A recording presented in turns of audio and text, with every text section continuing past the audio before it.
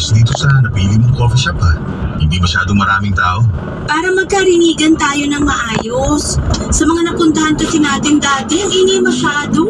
Sumakit lang lalamunan ko kakasigaw para lang magkarinigan tayo. Pasensya na. Mahina akong pumili ng lugar kapag nakikipag-date. Hayaan mo, sa susunod na date natin, ako na talaga ang mamimili. Ha? Tinawanan lang talaga ako. Order na tayo ng kape. Parang kailangan ko ng mga simsikmura ako. Teka, bago tayo magpaasim ng sikmura, may gusto lang sana akong itanong. Ano yun? Ang tagal ko na kasing gustong itanong to sa'yo, kaya lang nauuna lagi yung hiya ko. Uutang ka ba? Hindi ha? Mukha na ba talaga akong ipit sa paningin mo? Biro lang. Ang seryoso mo kasi. Seryoso nga kasi itong sasabihin ko.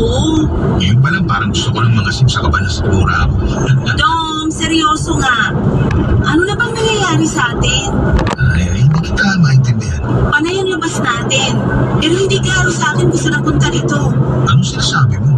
Talaga bang wala kang alam sa mga sinasabi ko? Linawin mo kasi. May pag-asa bang maging tayo? Niligawan mo na ba ako? Kailan? Uy, ang dami mo naman tanong. Di ba dapat isa lang? Sige, tayo na ba?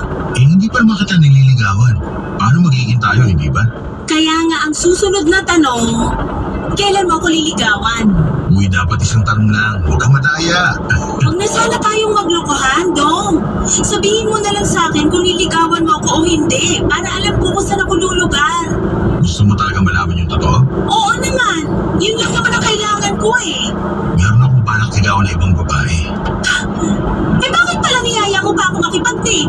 Masama ba? Single ka. Single ako. Wala namang sinasabi sa batas na bawal yun.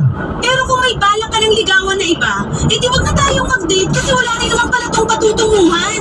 Sana kasi hindi ka na lang nagtanong eh. At kasalanan ko pa kung gusto ko maging klaro ang lahat sa atin? Sorry, Rosie. Iba talaga ang gusto kong ligawan. Pero nai-enjoy ko naman na kasama ka. Nai-enjoy mo nga akong kasama, pero iba naman ang gusto mong makasama. Lugi! Rosie naman. Gets ko na. Huwag ka na magpaliwanag. So ito na ang huli nating date. Ganon. Siguro.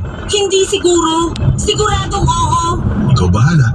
Ikaw naman nagdesisyon yan. Parang ako pa ang mali rito ah.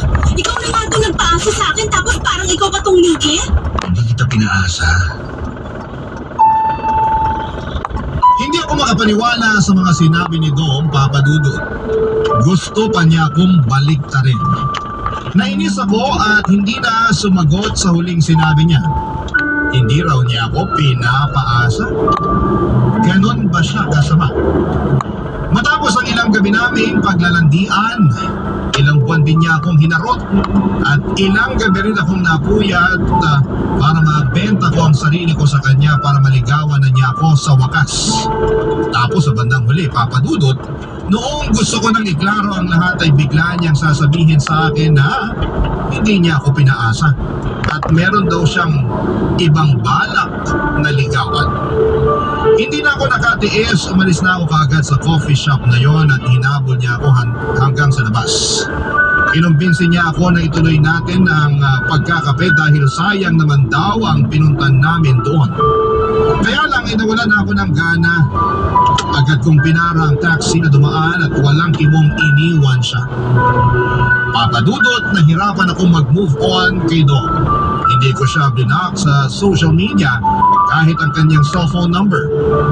Alam kong merong parte pa rin sa puso ko na gusto kong marinig sa kanya na ako ang pipiliin niyang ligawan. Pero matapos nga ang pag-uusap naming dalawa ay hindi na siya muling nagparamdam pa sa akin. Doon ako mas lalong nasaktan. Dahil alam kong hindi niya ako gusto talaga, Papa Dudut. Sa pagdaan ng mga araw ay sinikap kong makalimot sa kanya at ang hirap pala talagang mag-move on kahit na wala kayong nasimulan.